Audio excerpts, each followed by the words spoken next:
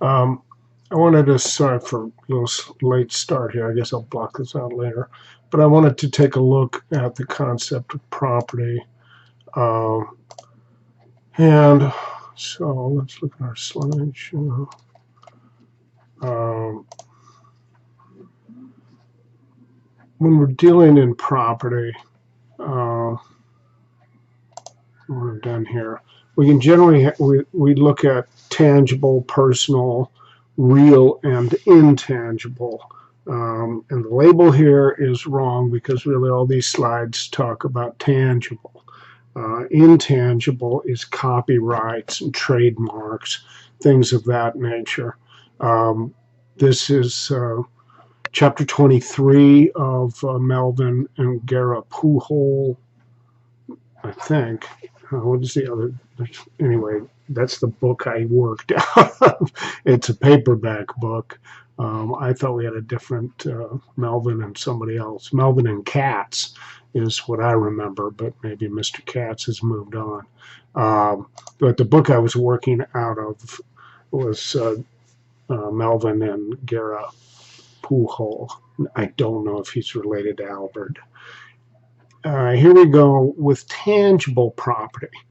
That is stuff we can hold in our hand, if you will, or see or touch. That's, tangible. And generally, with property comes a bundle of rights. Those rights are typo warning, control, possession, and use. I have I control when and how to use it. I have it in my hands, and I generally get to determine how to use it. One of the major principles that we're going to find, though, is that I should not use my property so as to harm others. Sic utere tuo, so use your property as not to hurt others. I don't remember the rest of that Latin phrase. But generally with any item we own, such as this fabulous flashlight that sits here, probably dead by batteries and all, I've got title to it. Do I really have it registered anywhere?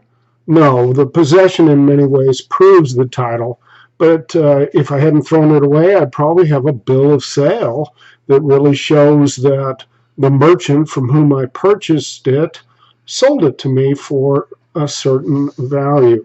I could look at this mess I call a desk and see all kinds of things which I own. So, there's a difference between title. Here it talks about owned or leased. I own that flashlight. I guess if you wanted to, I could lease it to you.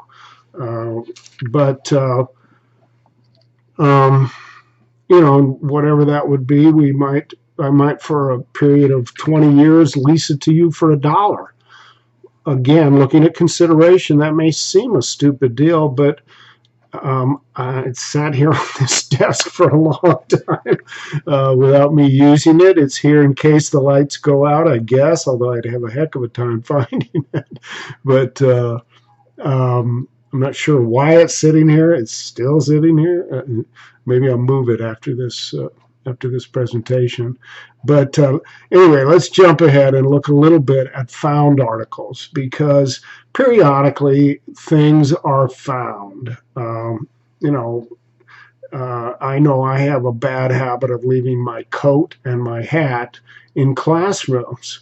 A lot of it is because oftentimes the hangers are not close to where I come in and sit down or do the work. I know particularly at Merrimack, the coat hangers are kind of behind a little projecting wall, and I walk right out past the door and just don't see, oh yeah, you came in with your hat.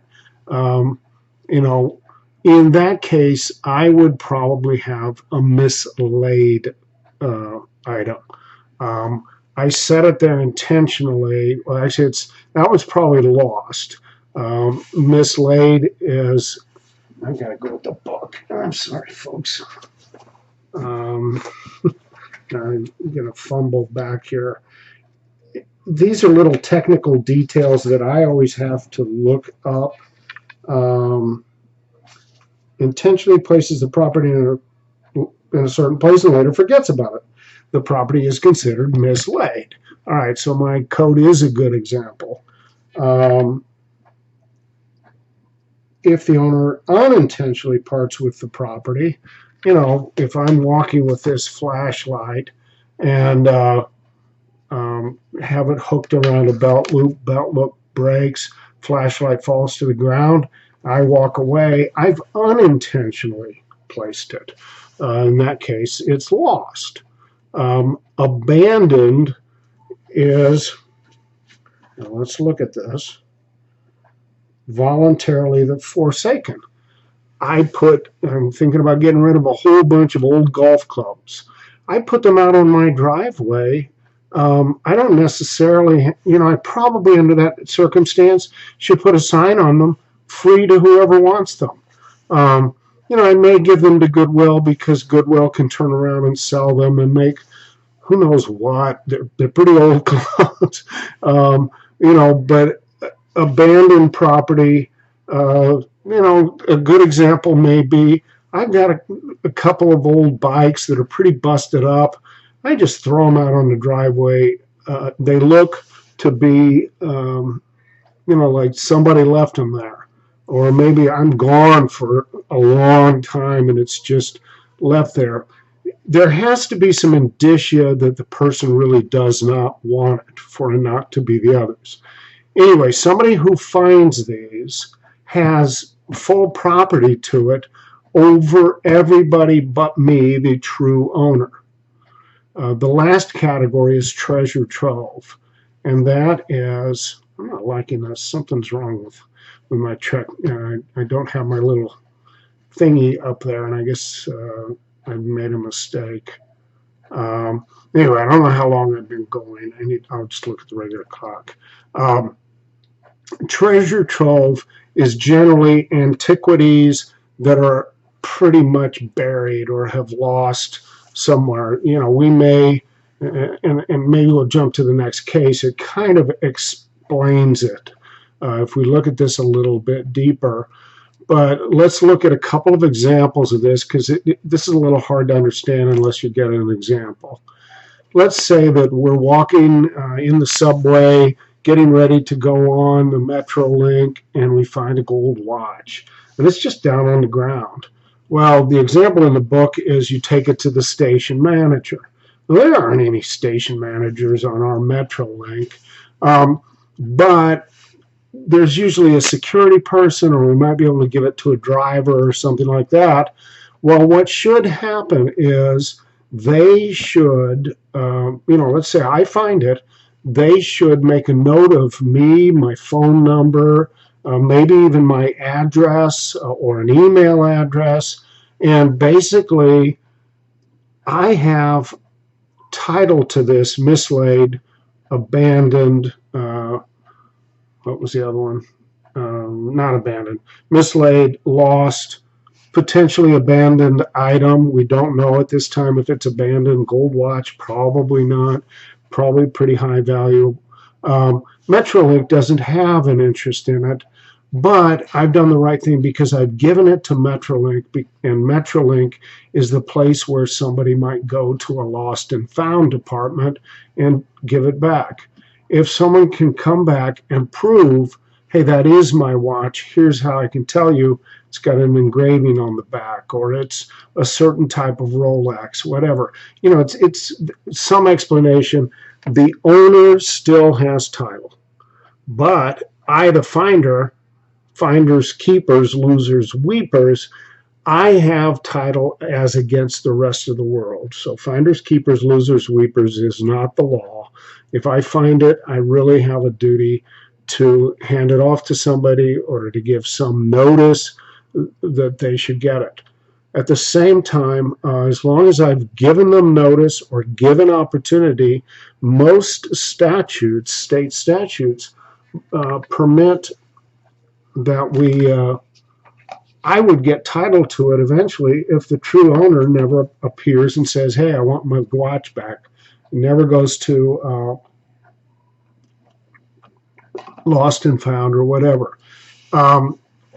So for business people, we always need probably to maintain a lost and found, or maybe we've got some kind of employee system where if you're going to bring a coat in, always put something here, put some of your cards in it or something like that, so we always know whose it is and we can get it back to them. These sorts of things happen. We may be a regular business person who rarely goes to the manufacturing shop, but may bring their coat to walk around outside. They come in, they're in a different place in the manufacturing facility. They put their coat somewhere, and boy, it's mislaid like you wouldn't believe.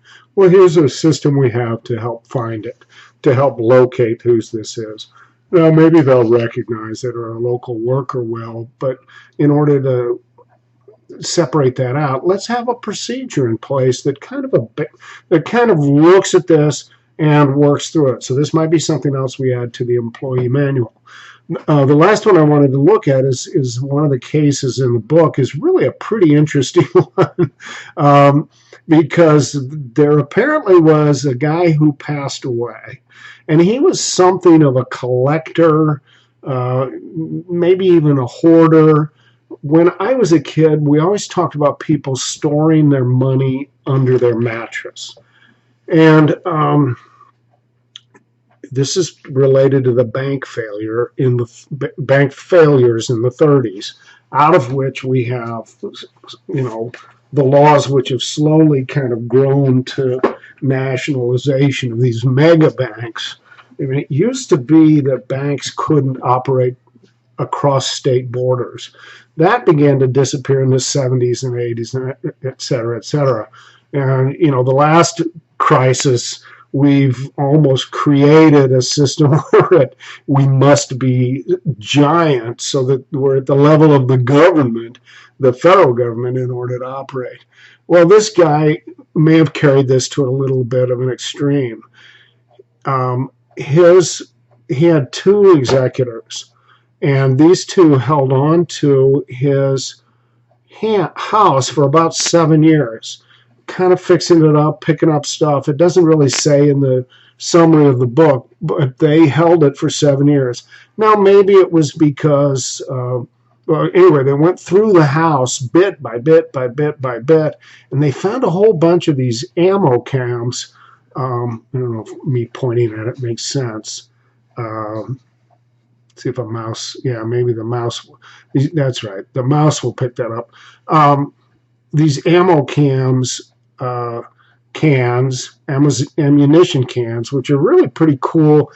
Some of them you can even put a lock on them, so they're pretty impervious. They're pretty tough, and guess what? They won't blow up. You put a detonated explosive devices next to them, and they just go, ooh, what was that? Boom, and they go flying. Well, he had gold and silver and watches and all kinds of stuff in these ammo cans. Well, they thought they'd found all of them. And so 7 years in, they finally sell the home. And the person, Jennings, the buyer, is rehabbing the kitchen, in the process of rehabbing a kitchen. And the contractor she has hired is pulling out, I think he had a wall toaster or something really weird. This guy must have had a lot of money and been very eccentric. Pulls out the wall toaster and behind the wall finds some ammo cans. They found a total of 4 of them. They had $500,000 in gold and silver coins stuck in these things.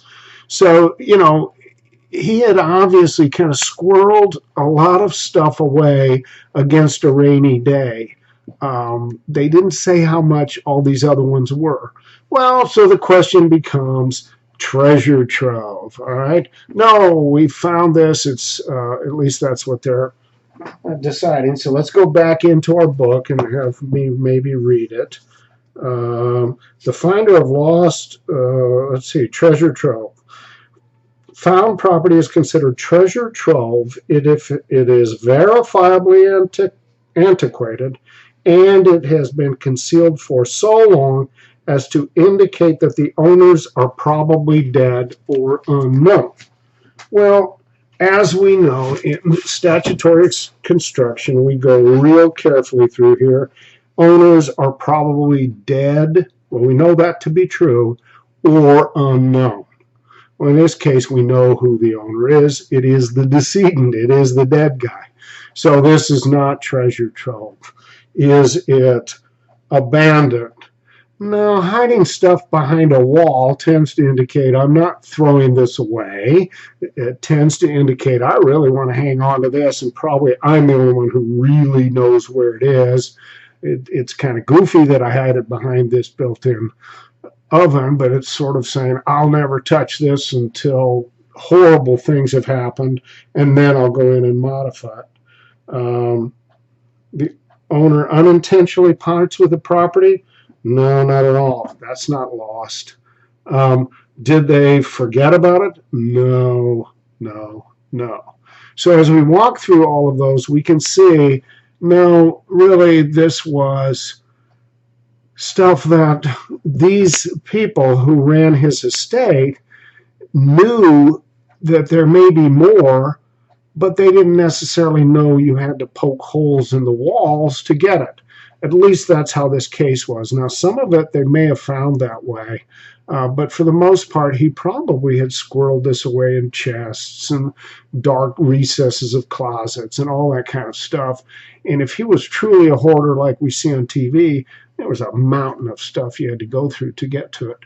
So you can imagine there were a lot of people claiming the right to this. Well, the worker who found it, the contractor who worked, yeah, that's mine.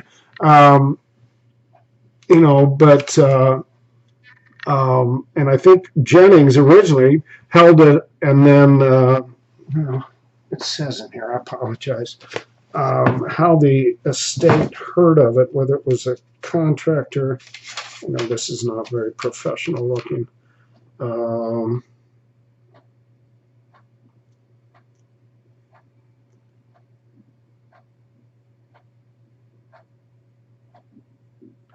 Jennings eventually found out from the employee about the cash and contacted the police, who then took protective custody. Okay, so the contractor first took him from the employee, and then eventually the owner of the home said, hey, that's mine. Police took possession, able to trace in who got it. The real purpose of this is to get the right person in. Now, I was always told that possession is 9/10 of the law. Not so fast, really. Adverse possession, what that thing is. Oh, that's what that is. Oh, that's pretty cool. Oops. Sorry.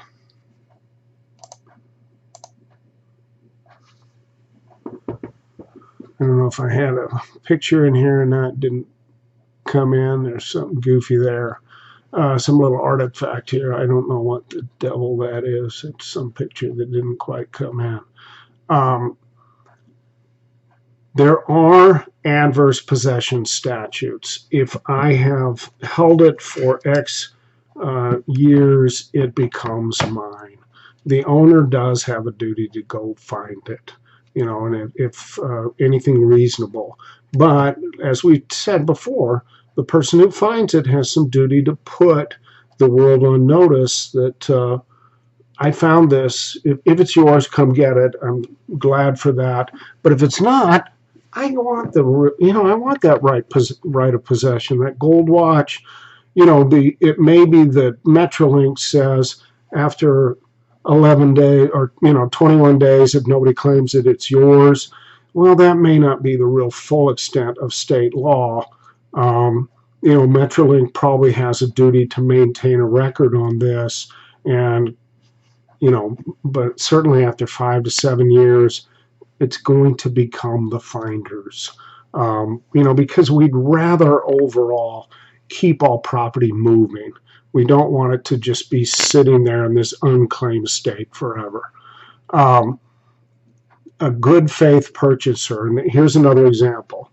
I don't have anything very valuable, but sitting here, maybe I should have thought about that. Well, this is somewhat valuable. My tablet. say you buy this from somebody on the street, maybe it was stolen property. Guess what? I still have the right to it.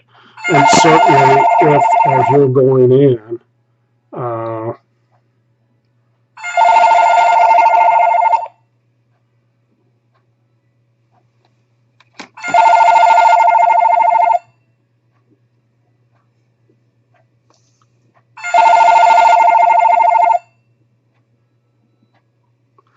certainly as you're going in, there's a typo in this one.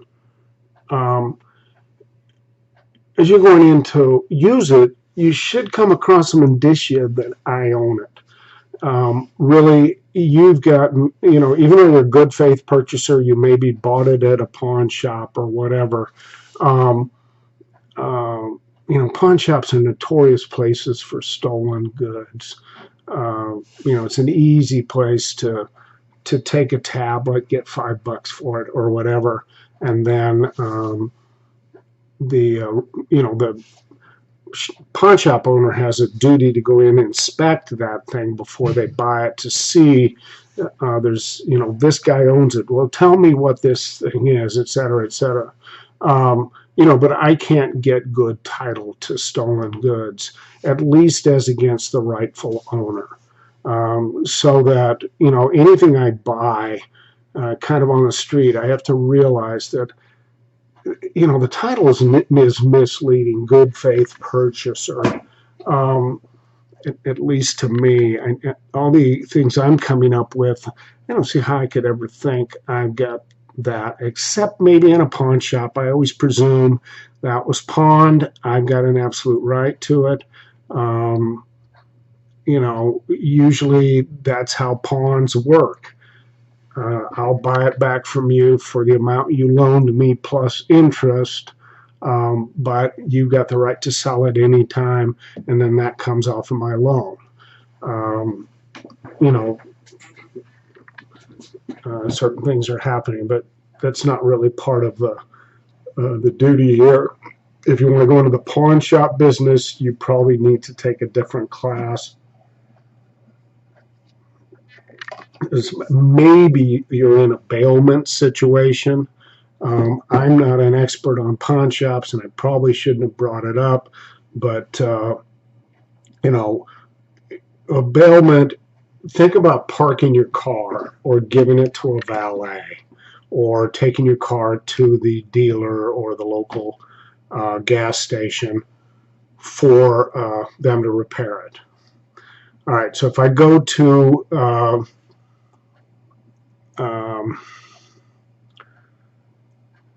if I pay to park, there's an element there where they've got my car, but they don't really have possession of my car. Only I have possession. I still have the keys. All I'm getting is sort of a license to utilize that space to leave my vehicle there for a short period of time. The owner of the property doesn't owe me any special duty. Now, let's step up to the valet. All right, they just have ordinary kind of property duties. They can't hurt my car intentionally or negligently. That's different. But let's say that they are a valet service. Well, they've got a duty to not drive it crazy. They've got a duty to go put it and park it somewhere where it's not subjected to a bunch of door dings. They should they should take reasonable care as a sort of temporary owner of the property. They've got exclusive possession of it, and that's kind of what you buy with a valet service. You go to your friend's nuptials agreement or event, and they've got a valet outside that parks your car. Each car is worth $10, and when they come out, I'm going to give the guy a tip.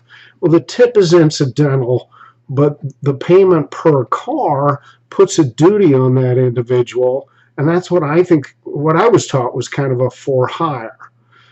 The last category is mutual benefit.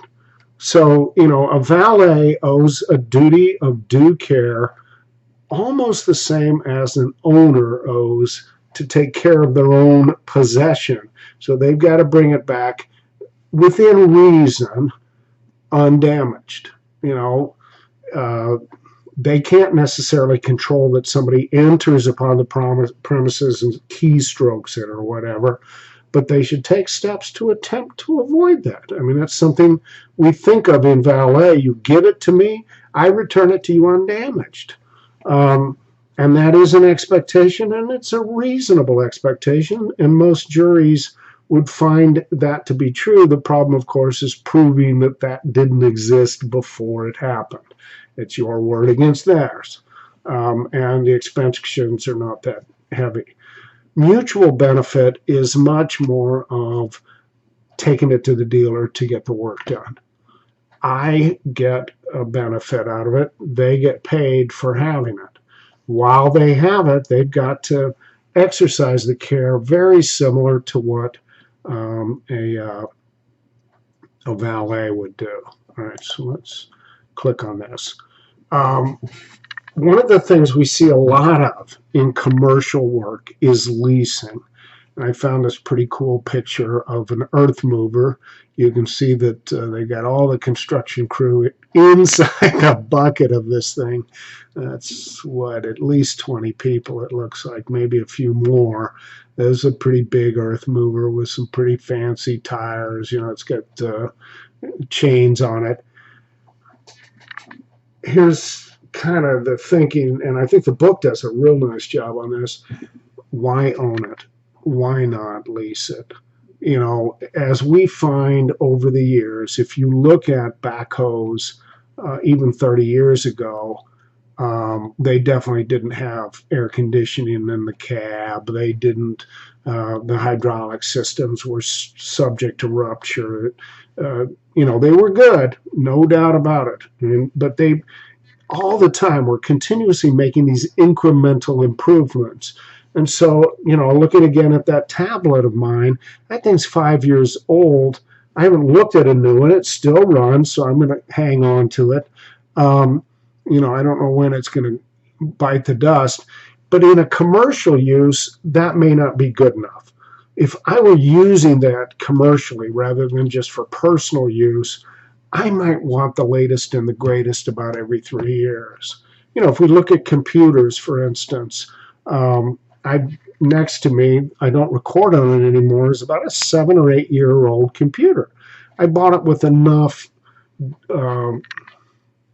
memory that it's probably, I may get another 7 or 8 years out of it. But in an operating business with this many people, it doesn't make sense. So the advantages of leasing are manifold. Now, owning it may be better. You may want to do that. You may, but if you own it, you may need your own repair crew. All right. So, if we're going to own all these computers, one of them goes down, we don't get a replacement right away. I think that's a big deal. If I've got a lease, let's say I don't know if Office Depot does, but I think they do. They'll lease it to you on a monthly basis. Or if they won't, there are plenty of other places that will. We'll lease it to you for a period of a couple years, and then you get a new one, and you get another new one, and then you get another new one. And we're going to keep that price pretty steady.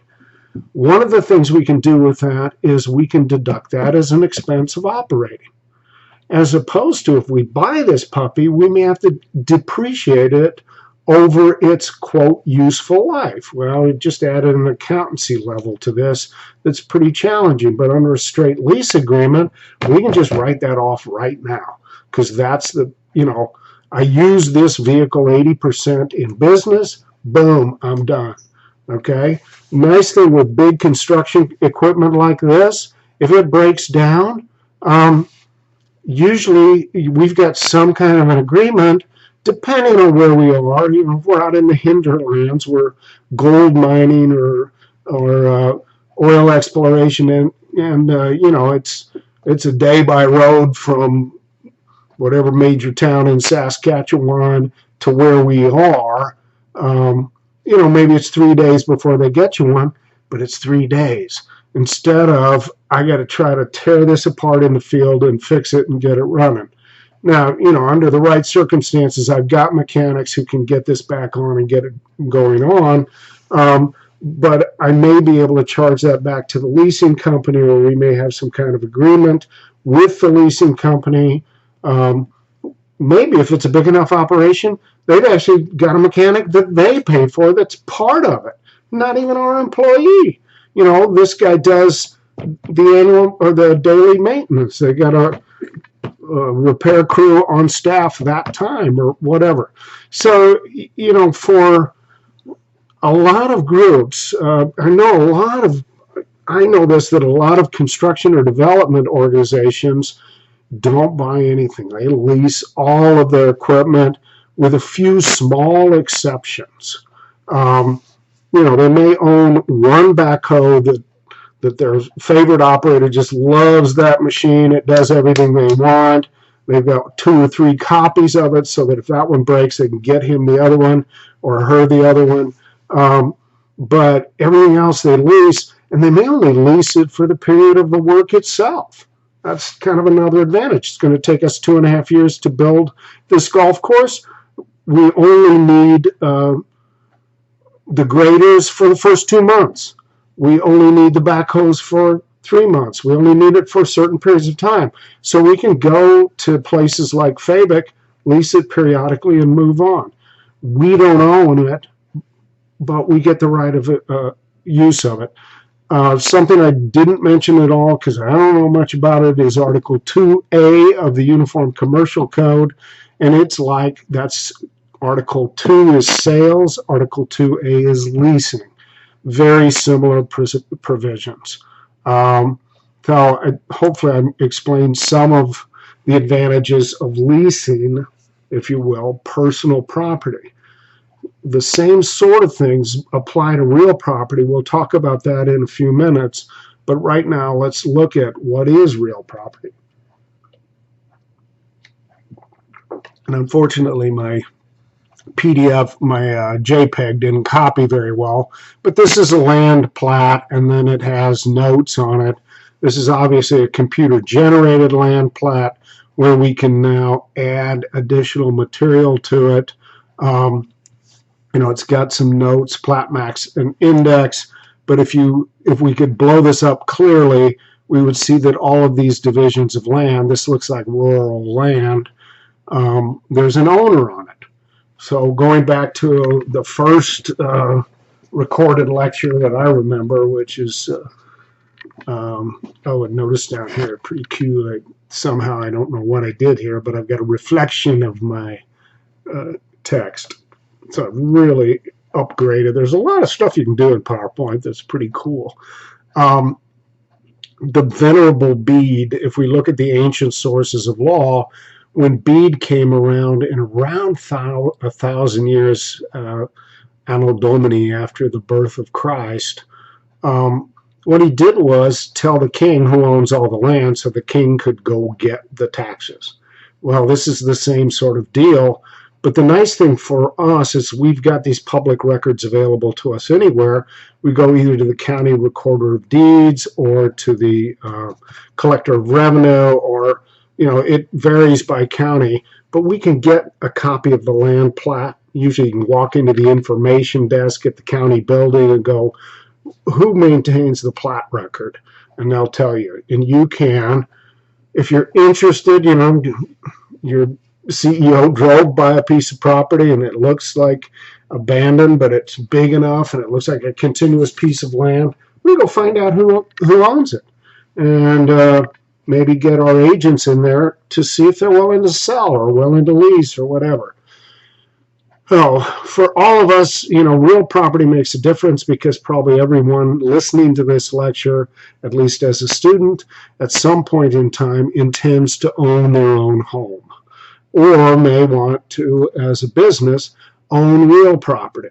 Now, I think in my law school I could have taken a total of 3 courses on real property. And then there were about 7 or 8 courses that touch on real property, like trusts and estates and the taxation stuff, a whole bunch of things.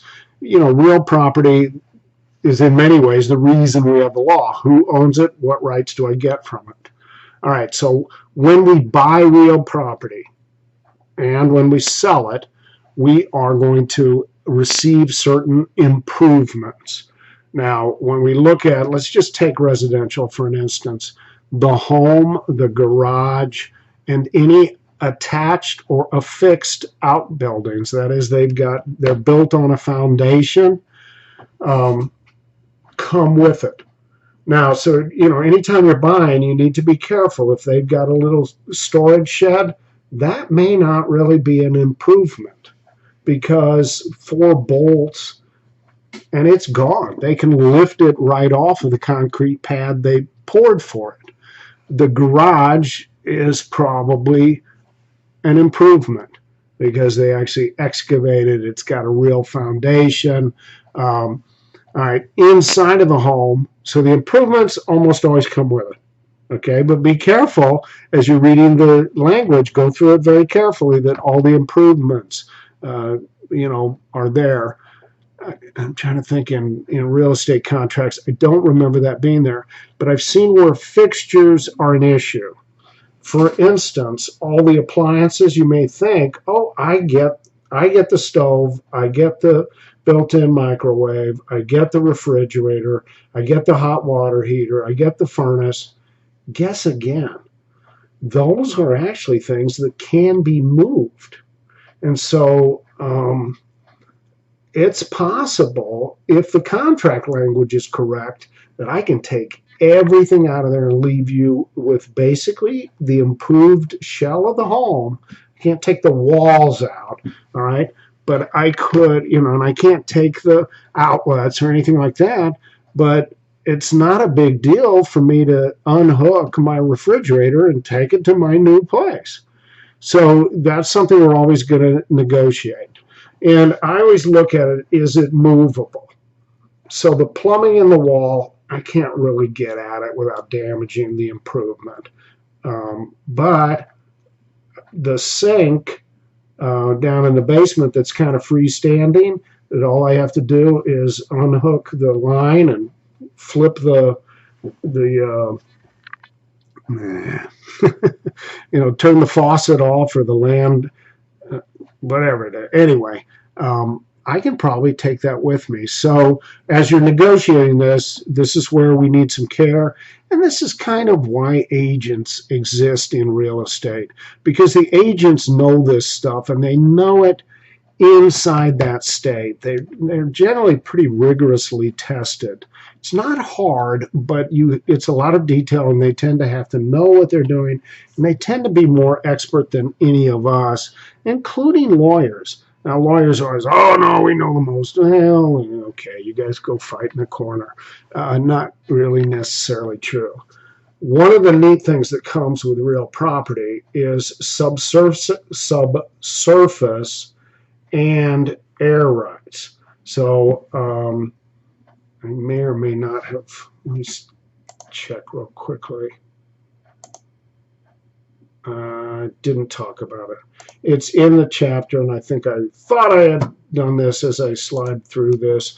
I've got all the mineral rights under my land, at least as far as I know.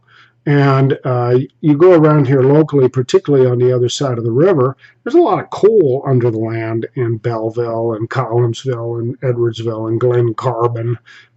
If you can believe that, Glen Carbon had coal under it.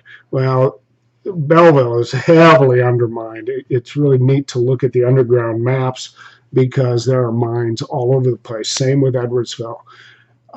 Chances are a lot of the subsurface rights to your land were deeded away a long time ago. Now, every state has abandoned mineral lease provisions because sometimes they go in these oil booms and grab all the land, all the subsurface rights, and then 20 years later, the price of the commodity would alter, and they'd say, we're not going to pursue it. It's too expensive. you can get those rights back, but you've got to go through an abandonment proceeding. Air rights, there used to be a doctrine, at least the book says this. Now, I was taught in law school that the doctrine of ancient lights is very strong in the U.S. The book says, no, not so fast. The American courts have kind of tended to let you build, particularly in commercial settings, as big a building as you can. But as we're going to see, there's going to be a lot of zoning that goes into this. And oftentimes, if we're looking at this plat max and index, if we're building in this gray area here, we may need the consent of all of these other people that we might impact by our building. That's been at least our experience here, that if we went to, we've done a couple things on the house that involve some potentially loss of air and light to adjoining people, as well as a difference in appearance, and things where we've sought a slight variance in zoning or whatever. When we go to the Board of Adjustment or the Board of Planning or whatever it is, they really like the fact that, I talked to every adjoining agent. Well, for instance, we had a little, supposedly there's not a driveway easement, but an alley easement at the back of our lot, and we wanted to build our garage basically in the easement. And it turns out that over time that easement's been abandoned by use. There's almost every garage back there encroaches on it. And this is even where we have alleys in my neighborhood. Some people have built their garage right on the border of the easement. I think that's exactly what we did. We want to go right to the edge of this easement. We'll leave the rest of it open. And they eventually approved it. But one of the telling things for them was that we had gone and talked to all the other people. So I think we do need to know that there is this doctrine of ancient lights, and that thinking, even though the book says, oh, that's gone, I'm not so sure I buy that. I think there is some thinking that, you're building a home that's really a lot bigger than everything else around it. What's that going to do to the adjoining property owners' enjoyment and to, there's a neighbor of mine that built a 2-story house where there used to be a 1-story house. Well, it's essentially blocked off. These people had living room windows that faced to the south, and they at least got sunlight most of the day. But now that house has put them in almost complete shadow. It's a much better looking home that we're in, but it's tied up against them. They made no objection that I'm aware of, but they might have had one, or I don't really know all the details, so I probably shouldn't be using it. But every time I walk by, I just keep thinking about the doctrine of ancient lights, because the idea is we own it all the way up to the moon or to the stars or whatever. Obviously this is vastly diminished by airplane traffic. I don't have a right to charge Southwest Airlines every time it flies over. I do have a right on United. No, I'm just kidding. But it also means they can't, and this is part of drone law, which was really a hot topic on the Wall Street Journal about 2-3 months ago. What's going to happen with drones? Well, it's kind of on hold right now, but I think they may be forming the regulations. Because if we're going to do drones to do delivery, and I think there's been a lot of municipal saying, no, we don't want that. Do they have the right to fly as much as 300 feet above my house? Can they go over my stuff? And would I have any right of complaint? What happens if they drop it? Blah, blah, blah. Anyway, I'm not going to get right of. So the book is mostly right, but not completely right, I guess is what I'm trying to say. We can either own land or we can lease it, and a lot of land is leased. So we will talk about landlord-tenant in a little bit, But we should notice that most states have something based on the Uniform Residential Landlord-Tenant Act. And so while it's not quite as completely adopted as the UCC, it's pretty close. And so if you are in the landlord-tenant business, you may want to be very acquainted with this. And that's just probably where you would go take seminars that would get you up to speed there. We should note, that commercial leases, because they're not residential, are not covered by that law. It's going to be covered by a separate set of laws. So let's look at our ownership rights, and wow, we've added shadows here. This is pretty cool. I wish I knew how I did this, what I did, but there are ways to fiddle around with this. And is it worth it? I don't really know. But here's an example of just a plot of land. It's probably either river or mountain or whatever. It's got some pretty odd borders here. So that's just a shape art thing. If I were really good, I would have added a lot of stuff and cluttered up the page. In real estate, the first thing we get is the fee simple.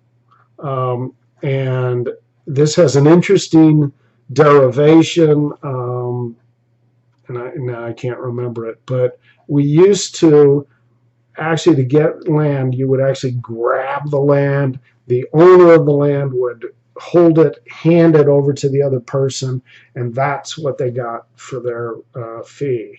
Now we get a real title. And there's more to that story. But there used to be a little, we would give you a twig and a branch and a piece of land, and it all showed, so it's kind of a tribal handing over of land. Now we have title, we record it. So the fee simple is an absolute, or it could be defeasible. I've also heard it called determinable or terminable. And usually when it's defeasible, a fee simple defeasible, it may not use that language, but it may use language that says, you get this under fee if you use it always for a girls' boarding school or whatever. Remember, it has to be a legal use. We can't say you get the fee to this as long as you're running a crack house. No, that crack house is illegal. Can't do that. We may, and so one of the things we run up against here is what happens when Mount Holyoke College decides, we're not going to use this anymore. We need to. The college is going defunct. We just can't keep operating this. What happens to the title? This gets us up into law school depth. But what happens if the purpose of the use needs to modify? Do these people who transferred that land 300-400 years ago have a real voice in it? Maybe, but a lot of state statutes are going to give us now greater latitude, or they're going to terminate how long that can go on before the old grantors and all their heirs who may crawl in out of the woodwork can end this use. Its intent is really to make sure that, hey, I gave the money to the college, I gave the land to the college used it for a while, and then all of a sudden got a better deal and became a golf course. Well, that's not why I gave them the land. They can't, so during my lifetime, or maybe during the next 2 to 3 generations, we've got a real interest in keeping that property. That was something Grandpa gave away. The other one is condition, which is pre or antecedent. We will give you the full title to this property so long as you maintain a rock quarry where we've got a rock quarry, or so long as you build a swimming pool on it, blah, blah, blah. So long as you run a Goodwill store. um, we'll give you 1,000 acres, but you have to use 200 of them for this purpose, is something that the book puts in there. So, this is something that we may force upon them before they get title, or even after, that within 20 years you will have done X or Z. If they don't fulfill by that time, the fee terminates and comes back to the grantor. So the grantor, and then the purchasers are the grantee, and then when they turn around and sell it, they're the grantor, and the new purchaser becomes grantee. One of the things that I never thought about till I got into law school was something called a life estate. And it's a pretty routine estate planning deal. There used to be a doctrine of dower and courtesy, where the widow always had the right of enjoyment of the property or a separate part of the property during the remainder of her lifetime. And so, we might hand it off to the firstborn son, but his mother or stepmother or whomever the father was married to at the time, and I apologize, but this is kind of English law. This is why our country was settled primarily by the second sons, because they didn't have title rights in England. They came to the colonies and can actually get the land here, and so we've sort of populated by second sons, and that may be a lot of why some of our laws are a little different, because those guys, of course, thought, well, this is not completely fair. Although George Washington wasted no time in telling everybody when he married Martha Custis, it's mine. Mine, like if you've ever seen Finding Nemo, the seagulls as they're flying after the little guppy. So what happens in a life estate is that person gets full right, possession, control, and ownership until they perish. They get no right of saying who gets it after they die. That was given, that's in the kind of real owner's estate plan. I get to determine who gets the land after my spouse dies. They also have a duty to not waste the property. And this can be pretty touchy, because as people age, they don't always keep up the property. We've seen a lot of litigation about that sort of thing. A lesser thing is a leasehold estate, which we'll talk about in more detail in just a little bit. And the last one is an easement. And there are a fair number of them. There's a prescriptive easement by grant. If I'm landlocked and can't get to a road, there's usually an easement that lets me cross certain properties to get there, so long as I don't abuse that and make it a bigger deal. It's always best to get the easements in writing, but easements can arise by use. At the back of our property, we've got a utility easement. Well, go figure. We want light, power, and gas, so we've got the utilities have a right to get in. In the sale of real estate, the first rule is caveat emptor. You can buy it as is, in which case you're taking it without inspection. Sometimes that'll get you a better price. If you're buying from an estate and they just want cash, and you're willing to walk in with cash, and maybe you don't have to do financing or anything like that, you may be able to get it. But you waive the inspection right to it.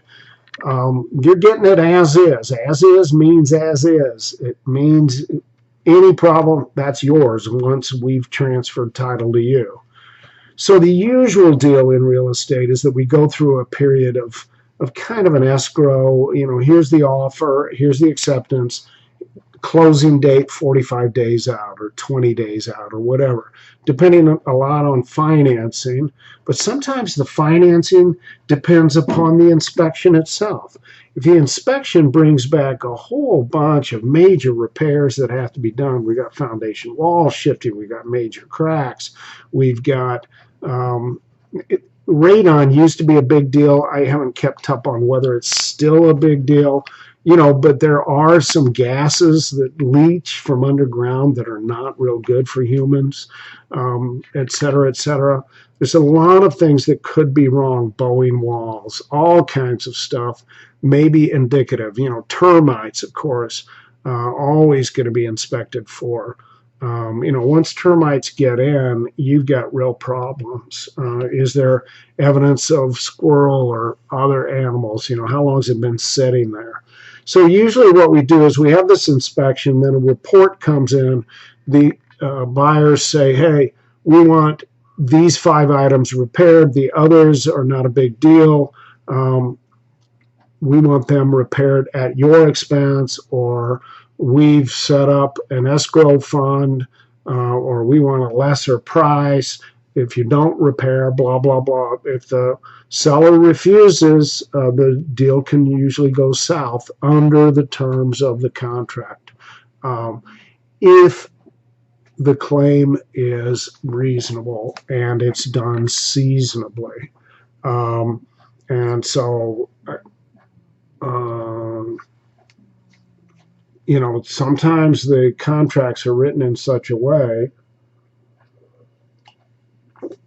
that you're essentially buying it as is. If the, what you're asking them to do, maybe it's an already sealed off old oil storage tank or something like that, or to remove all the asbestos. We had an old house that had a lot of asbestos, but we had wrapped it all. I believe that people wanted us to get rid of it all, and we said, no way. There was a clause in the contract that was pretty clear that if we had done reasonable things to abate the nuisance, we had the right to insist on what's called strict performance. You owe us the money now. We've, wasn't the happiest thing, but it put an end to all their nitpicking, frankly. And when they looked at the clause, and my realtor looked at it, and the realtor was like, oh, no, you got to bow to them. I said, no, I don't. Look at the contract carefully. Anyway, I don't know if I was being a real jerk, but I thought we were well within our rights, and they didn't have a leg to stand on, and they were asking for like a $30,000-$40,000 rebate on a $400,000 home. That's 10% of the value. Little stuff, yes, but big stuff on a home, depending on age, not necessarily. So, a lot of people fix on the inspection, but at the same time, if you got foundation wall shifting and other stuff and they won't repair it, or it reveals it, you may be able to get out of it because the place may or may not really be habitable.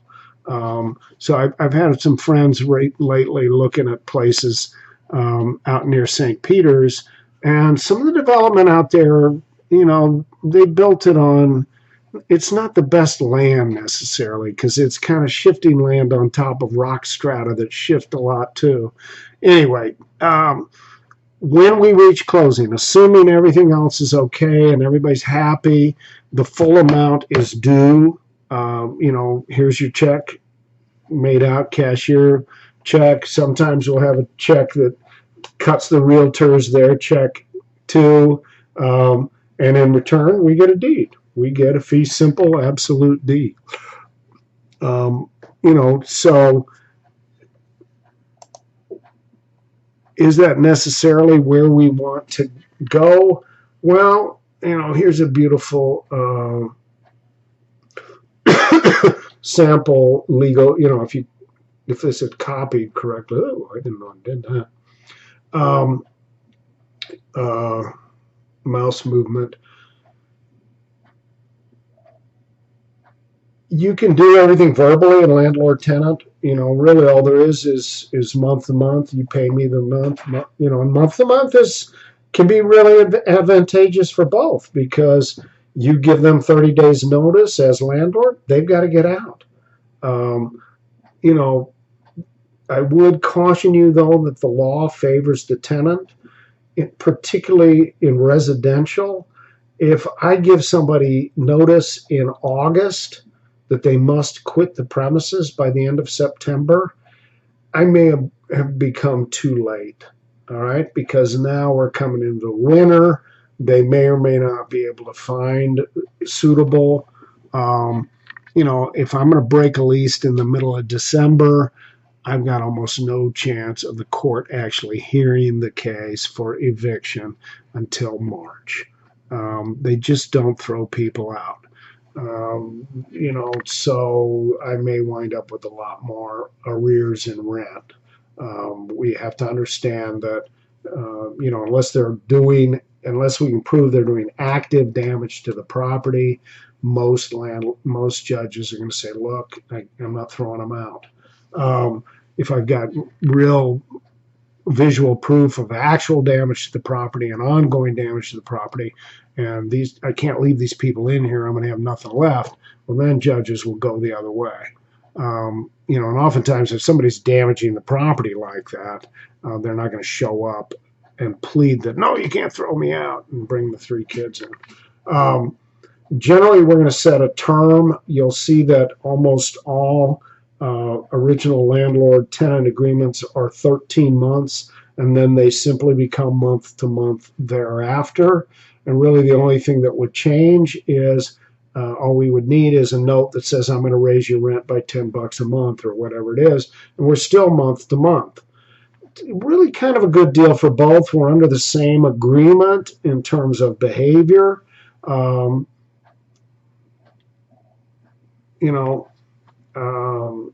Here's the use of premises. The premises will be occupied only by the tenant and his, her, their immediate family and used only for residential purposes. So you can't run a business out of here. Now, where the line is on that, maybe you can work from home. We're not going to necessarily push on that very heavily, but, they can't run an active real estate business where people are in and out of the house all the time. That's more of a commercial lease, and let's get into a commercial lease. The tenant has the right of quiet enjoyment, but it is subject, generally in the law, to the right of the landlord to enter and periodically inspect, just kind of to make sure everything's okay. I recommend, if you're going to be a landlord, that you put that in the lease, because a lot of times tenants aren't quite as careful about your land as you might be. Say a faucet starts leaking, and faucets always leak on the hot side.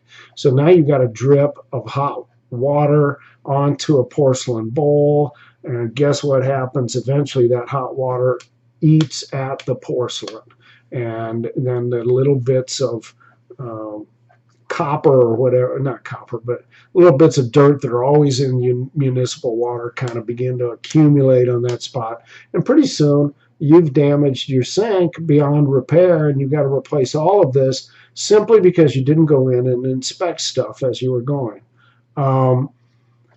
Anyway, the tenant has a right of habitability. I think this cuts in both directions. If they're destroying the habitability, that may be reason for them to be evicted.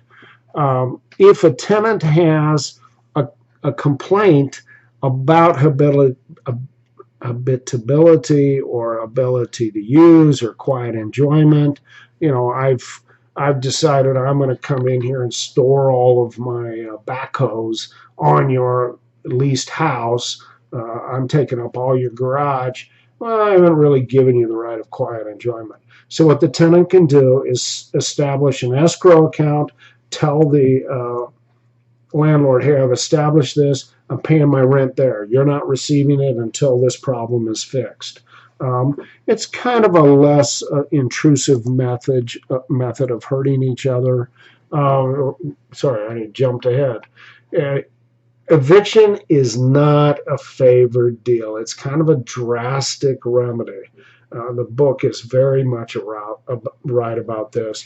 At the same time, there's a landlord-tenant division in the city of St. Louis, and I think it has two courts. It happens a lot, and there are a lot of people that need to be put out of the property.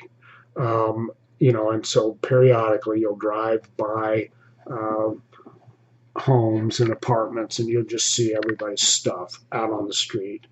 Well, the sheriff went out and they had a crew there and they made arrangements. Hey, I'm going to go get all your stuff. Show up. They don't show up. Um, we've actually got a right to just leave it there. Now does that get us back to abandoned property? Yeah, but it very well could. If I'm a neighbor and decide I want to grab all this stuff, I can grab it. I understand that these other people have the right to come get it, but they got to come look for it. As against all the rest of the world, it's mine.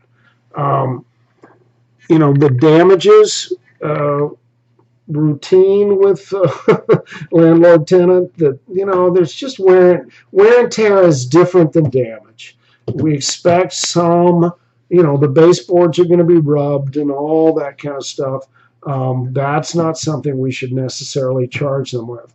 But if they're obviously not cleaning the place, not dusting the top of the fans or whatever, we may be able to get some of our money back in terms of deposits. They should leave it as good as they found it, less ordinary wear and tear. So sometimes we can have a security deposit, 2 months rent thereabouts, and we can use this both for damages they caused and for any arrears in rent. From experience, it's real hard to get blood out of a tournament. If they're not going to pay the rent, you're just going to be out the money. I didn't find landlord tenant to be real good, but I may not have been a very good landlord either. One of the big items is assignment and sublease. It's hard to find good tenants, so you're not necessarily real keen on them subleasing it to somebody else. Now, in a college town, subleases are pretty common. And usually subleases, you can rent it for the summer, and that way you've got that apartment for the 2 to 3 years you're there in town. My daughter's school, they all stay in the dorm. 98% of them are in the dorm all the time. I'm not sure what the other 2% probably live close enough that they commute. Their families are there. Assignment is I'm going to actually take my lease agreement, give it to somebody else. Almost every lease I've ever encountered forbids this unless the landlord consents, which then lets the landlord come in and examine these people.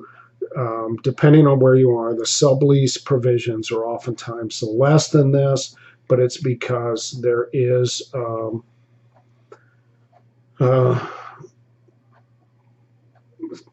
sublease is not for the full term of the remainder of the lease. In either event, the original tenant is responsible for all the damages and all the rents, so that if the assignee doesn't live up to their part of the agreement, we've still got the original tenant that's responsible for it, even if they moved to Seattle and that's why they assigned it or subleased it.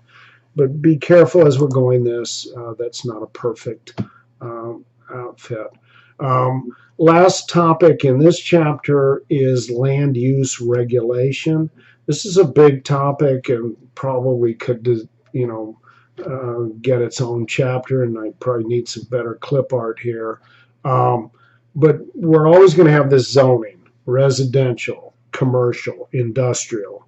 You're going to have R3. That means up to 3 unrelated families may occupy the same land space or something like that. So R3 is more apartment building. R1 is that's homes, single family homes. R2 is potentially 2-family, blah, blah, blah, blah, blah. And as you're looking at what's going on there, you're looking at depth of use by humans, um, and the more human density you have, generally the higher the crime rates, the higher the um, human failings just become much more prevalent. Um, with zoning, there's almost always a public commission, zoning authority that makes these determinations. If we want to modify zoning, we generally have to bring it to them, seek either a variance, or we may actually get that zoning commission to modify the designation. That usually requires notice, public hearings, all kinds of stuff like that. Um, the zoning commission almost always has right of inspection in the area to make sure that you're in compliance. You're zoned R3, but then it turns out you're actually running a small industrial operation down in the basement. Well, you're outside of your zoning. They've got the right to come in.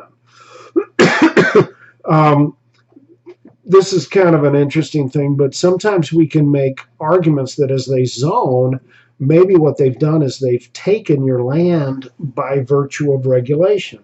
If you were bought the land commercial and then they zone it R3, they've maybe taken it from your use. And so under the Fifth Amendment of the Constitution of the United States of America, which by the 13th and 14th Amendments is applicable to the states, they owe you money. Kind of an eminent domain, reverse eminent domain in a way. Um, One of the things we find a lot of cities and subdivisions are a little different category.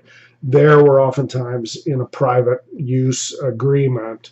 Um, you know, be careful as you're buying residential property. Look at, is there a subdivision agreement? Is there some other item we've got to get in? Ordinarily, the realtor will say, this place comes with some restrictive covenants. Here they are. But in a public place like Clayton, Ladue, Brentwood, a lot of times what you're dealing with nowadays is they've really upgraded their building codes, and you have to build with a brick exterior. You can't have any clapboard structures anymore. You can't build certain retaining walls. You have to build them out of certain materials. We've had slowly over time, Clayton's really tightened the grip on a lot of stuff. And, where I live, we got to be real careful. Um, there's always public nuisance kind of stuff. If you're storing rotten vegetables, having a compost heap could constitute a public nuisance because it may be bringing rats into the neighborhood or vermin or anything like that. So a lot of times this kind of plays with environmental. You've got to be careful how you dispose of stuff. You don't have the right to change your oil in your driveway and flush it into the street. You've got to contain all that stuff. So, we're seeing a growth in land use regulation, and I would anticipate we're going to continue to see that growth. It's going to be a creeping thing, and you need to be aware that that's happening, and that anytime you're thinking about using your land, you may need to check local zoning. The last topic is eminent domain. This is a hot button topic for a lot of people. Pretty long lecture here, but pretty big topic. The bottom item is really the big one. The public has the right to take your land for a public use. It says so in the U.S. Constitution. It's definitely buried in the Fifth Amendment and in other places. So, if they're going to build a new highway, or maybe they want to build a park, these are generally thought to be public uses. And you're like, what? How can a park be one? Well, a park lets a neighborhood develop. It sort of it draws people in. And the more parks you have, oddly, the lower the crime rates tend to be.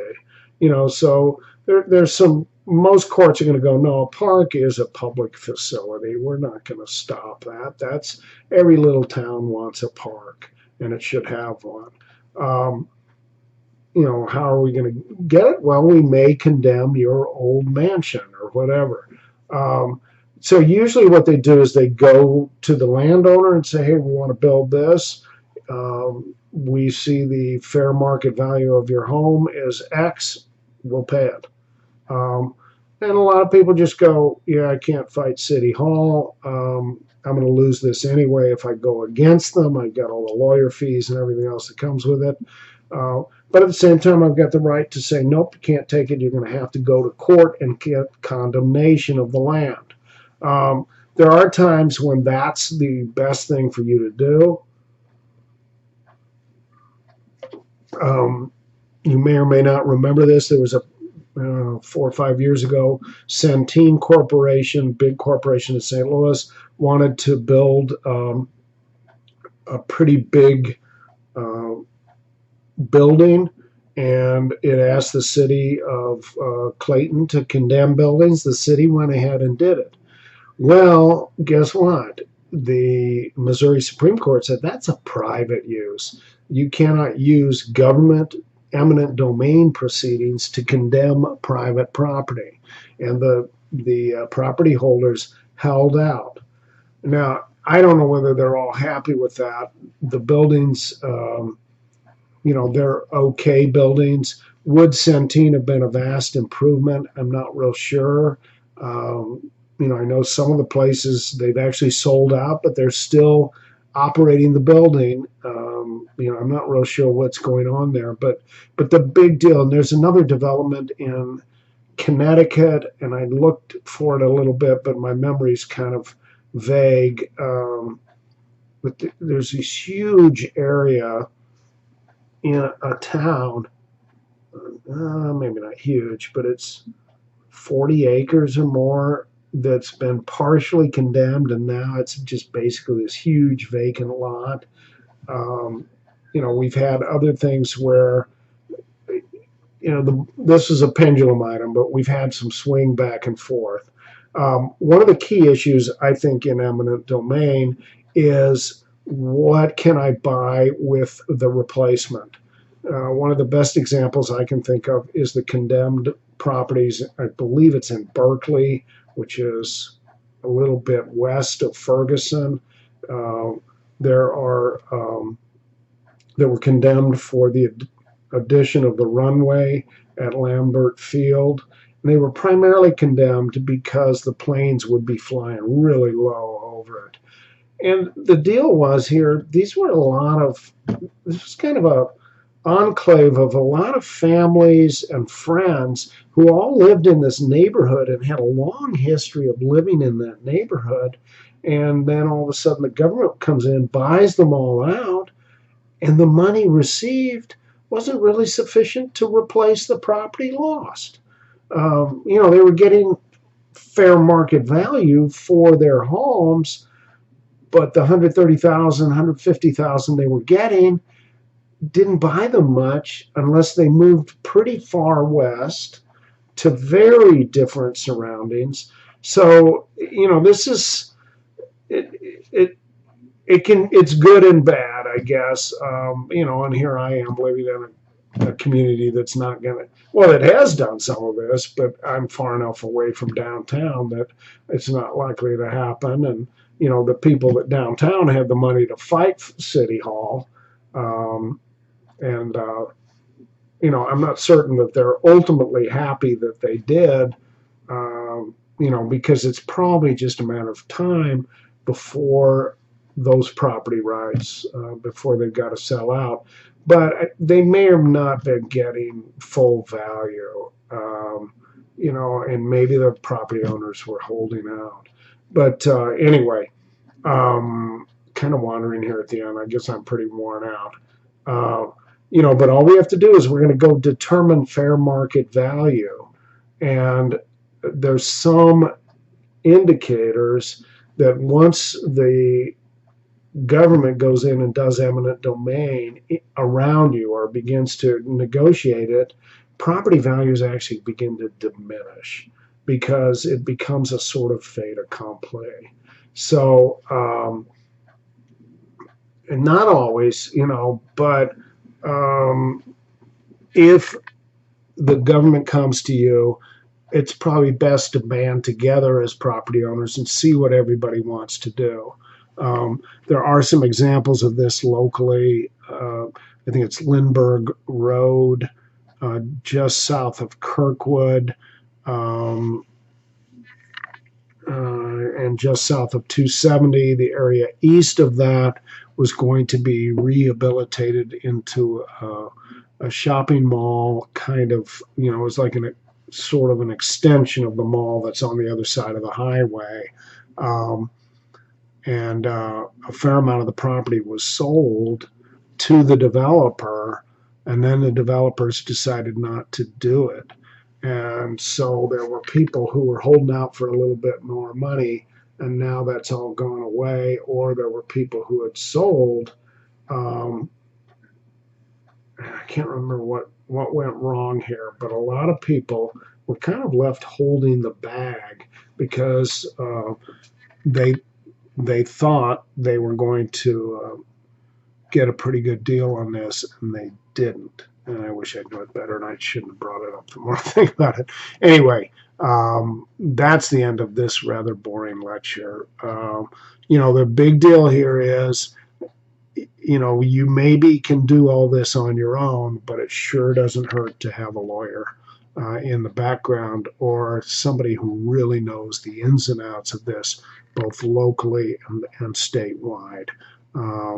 And so land use and landlord tenant and all that kind of leasing agents, all that kind of stuff.